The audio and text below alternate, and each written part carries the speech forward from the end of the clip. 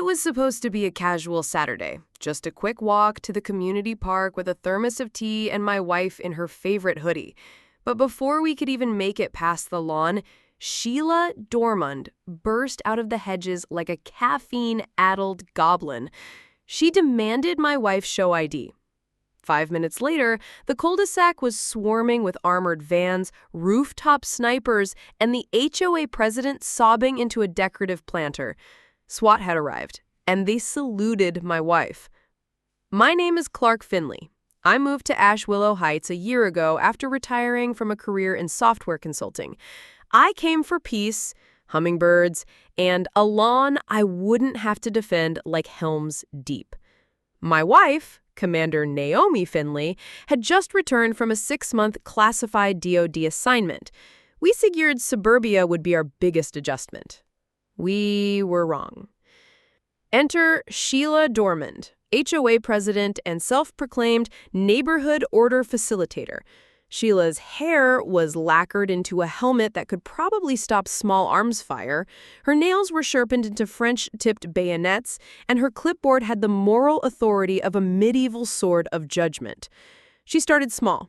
An email citing us for a non-regulation porch shade. We didn't have a porch or a shade, just a concrete stoop and 2 modest ferns. She responded with a 17-page document outlining the implied shade violations created by the fern's shadow between 2 and 4 p.m. Then came the noise citations for excessive stepping. Naomi walks like a ghost, an occupational side effect. Sheila still claimed our walkway had aggressive cadence. The most baffling was a letter accusing us of weaponized dog walking. We don't own a dog.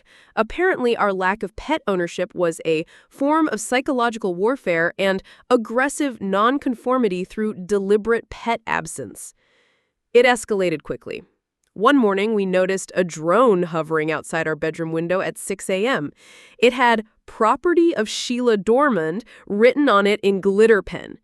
In the HOA newsletter, she'd labeled it Neighborhood Watch Asset 003, right between a recipe for sugar-free lemonade and a passive-aggressive reminder about recycling bins. Naomi jammed the signal. Sheila retaliated. She posted laminated flyers on mailboxes labeling Naomi as a suspicious presence not listed on the official neighborhood resident registry.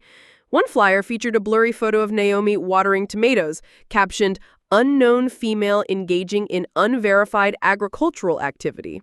In the HOA Facebook group, she referred to my wife as a potential squatter spouse. Then came the grocery store stalking. Sheila followed us, snapping photos of our cart and posting them online. New residents purchased concerning volume of canned goods, doomsday preppers. She filed noise complaints when Naomi did yoga. She measured our grass at dawn with a ruler and left sticky notes with frowny faces when it exceeded 2.75 inches. And then came the incident. Saturday, 9 a.m., bright, peaceful morning, Naomi in gray sweatpants and a hoodie, me in cargo shorts that had previously been cited as aggressively casual. We were halfway across the lawn when Sheila sprang out from behind our neighbor's juniper bush like she'd been waiting in mulch for hours. Her clipboard was up. Her pen clicked ominously. "Stop right there," she shrieked, pointing at Naomi like she was defusing a bomb. "I'm going to need to see your ID. You're not on my list of approved Saturday walkers." Naomi turned, calm as still water. "Ma'am, I live here. You've sent us 47 emails about our ferns." "I still need to see ID," Sheila barked. "For all I know, you're an intruder wearing the real Mrs. Finley's skin. I watch a lot of documentaries." Naomi's weight shifted slightly. Her subtle threat assessment stance. "Ma'am, step back." Sheila made her fatal error. She shrieked and called 911.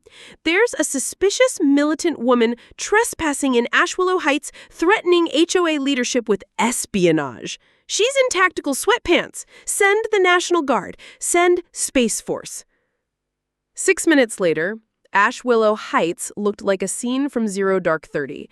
3 armored trucks, 2 unmarked vans, 1 helicopter, and enough body armor to repel an alien invasion. SWAT stormed out, weapons drawn. Then the team leader stepped forward, 6'4", built like a fridge, and geared to the teeth. He took one look at Naomi and froze. He snapped to attention. "Commander Finley, awaiting orders, ma'am." Silence. You could hear a sprinkler 3 blocks away. Sheila's mouth opened and closed like a broken animatronic. Her clipboard hit the ground with a sad little clatter. Naomi nodded. "At ease, Morrison. Situation report." Morrison barked.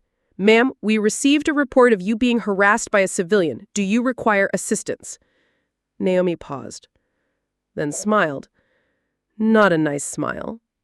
"Yes, this individual has been conducting unauthorized surveillance, filing false reports, and interfering with federal personnel. Please detain her for questioning." The takedown was swift and surgical. 2 officers gently zip-tied Sheila's arms behind her back while she shrieked about her mandate from the community. They face-planted her into her own prized kale patch while her HOA phone buzzed with questions like, "Why is SWAT here? Is Sheila being arrested? Is the bake sale still on?" The investigation that followed revealed illegally installed surveillance cameras, 3 boxes of confidential resident files in her garage, spreadsheets tracking resident routines with threat levels, a fake company called Premium Neighborhood Security she'd been billing residents for, a homemade badge reading Federal HOA Inspector. As officers uncovered her data vault, Morrison turned to Naomi. "Ma'am, we've got evidence of wire fraud, harassment, stalking, and impersonation of a federal agent." The HOA board, still lined up like deer in khaki headlights, began slowly backing away. Barbara from the social committee fake fainted but made sure to land on grass. Morrison asked, "Would you like to press federal charges?" Naomi considered it. "Let's start with state. We'll see how cooperative she is."